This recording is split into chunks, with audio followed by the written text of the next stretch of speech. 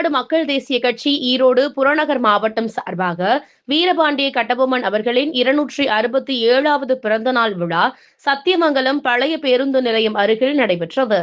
இதில் மாவட்ட செயலாளர் முத்துசாமி தலைமையில் நிர்வாகிகள் கலந்து கொண்டு மலர் தூவி மரியாதை செலுத்தினர்.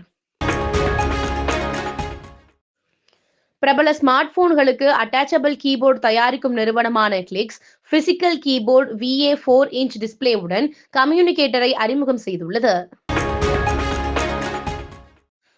காத்மண்டுவிலிருந்து 55 பயணிகளுடன் புறப்பட்ட புத்தா ஏர் விமானம் பத்ராபூர் விமான நிலையத்தில் தரையிறங்கும் போது தொழில்நுட்ப கோளாறு காரணமாக ரன்வேவை கடந்து சென்று விபத்துக்குள்ளானது.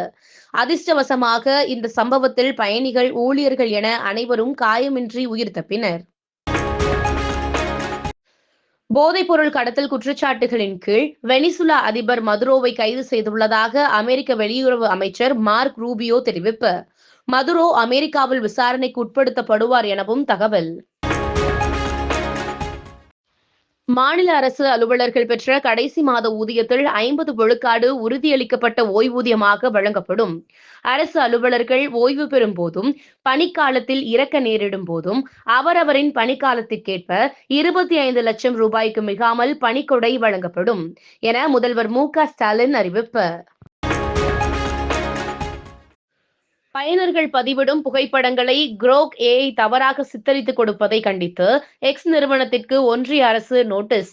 தொழில்நுட்பம் என்ற பெயரில் பெண்களின் கண்ணியம் மற்றும் பாதுகாப்பை சிதைப்பது ஒருபோதும் அனுமதிக்க முடியாது எனவும், இவ்விவகாரத்தில் எடுக்கப்பட்ட நடவடிக்கைகள் குறித்து அடுத்த 72 மணி நேரத்திற்குள் அறிக்கை சமர்ப்பிக்கவும் Xற்கு ஒன்றிய அரசு உத்தரவு. 50 விழுக்காடு உறுதியளிக்கப்பட்ட ஓய்வூதியம் பெறும் ஓய்வூதியதாரர்களுக்கு ஆண்டுதோறும் 6 மாதத்திற்கு ஒருமுறை அரசு அலுவலர்களுக்கு வழங்கப்படுவதற்கு இணையான அகவிலைப்படி உயர்வு அளிக்கப்படும். ஓய்வூதியதாரர் இறந்துவிட்டால் அவர் ஏற்கனவே பரிந்துரைத்த குடும்ப உறுப்பினர்களுக்கு அவர் பெற்று வந்த ஓய்வூதியத்தில் 60 விழுக்காடு குடும்ப ஓய்வூதியமாக வழங்கப்படும் என முதல்வர் மு.க.ஸ்டாலின் அறிவிப்பு. எல்லை தாண்டி மீன்பிடித்ததாக கூறி கச்சத்தீவு அருகே மீன்பிடித்துக் கொண்டிருந்த ராமேஸ்வரம் மீனவர்கள் 9 பேரை சிறைப்பிடித்து இலங்கை கடற்படை அராஜகம். மேலும் இதுபோன்ற செய்திகளுக்கு KMDK லைவ் சேனலை லைக் பண்ணுங்க, ஷேர் பண்ணுங்க, சப்ஸ்கிரைப் பண்ணுங்க.